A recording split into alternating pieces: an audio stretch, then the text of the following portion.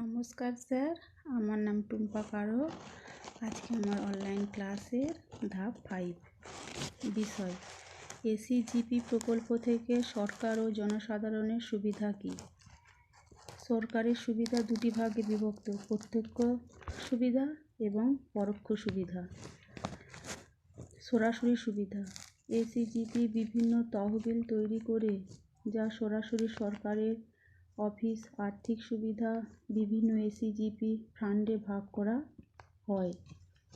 1 নম্বর, এসিজিপি গ্রাম পঞ্চায়েত অফিসের কর্মচারী সুবিধাভোগী তহবিল।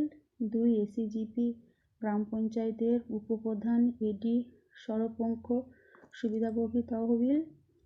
3 নম্বর, এসিজিপি গ্রাম পঞ্চায়েতের প্রধান উপপঞ্চ সুবিধাভোগী তহবিল। 4 নম্বর, এসিজিপি গ্রাম পঞ্চায়েত সদস্যদের সুবিধাভোগী তহবিল। দলের সেক্রেটারি বেনিফিশিয়ারি ফান্ড। এসিজিপি বিরোধী রাজনৈতিক দলের বেনিফিশিয়ারি ফান্ড। এসিজিপি জেলার সরকারি সুবিধাভোগী তহবিল। এসিজিপি এমএলএ বেনিফিশিয়ারি ফান্ড।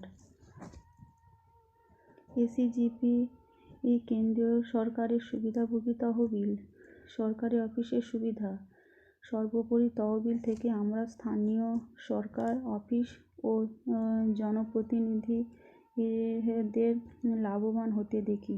তহবিল প্রতি অফিসে 1 লাখ থেকে 1 কোটি টাকা বেশি সাধারণ মানুষের সুবিধা। এসিজিপি প্রকল্প বাস্তবায়নের পরে প্রতি এসিজিপি সদস্য 50 লক্ষ বেশি উপার্জন করে 14 মাসের মধ্যে।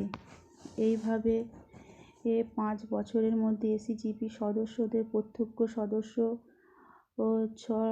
60 লাখের বেশি আয় করে এবং 10 বছর পরে তাদের নিজ নিজ ব্যাংক অ্যাকাউন্টে 1 কোটি 20 লাখের বেশি হবে। এভাবে এসিজিপি বাধ্যক্রম চালু থাকলে সরকারি ও সাধারণ মানুষের উভয়ই উপার্জন হবে।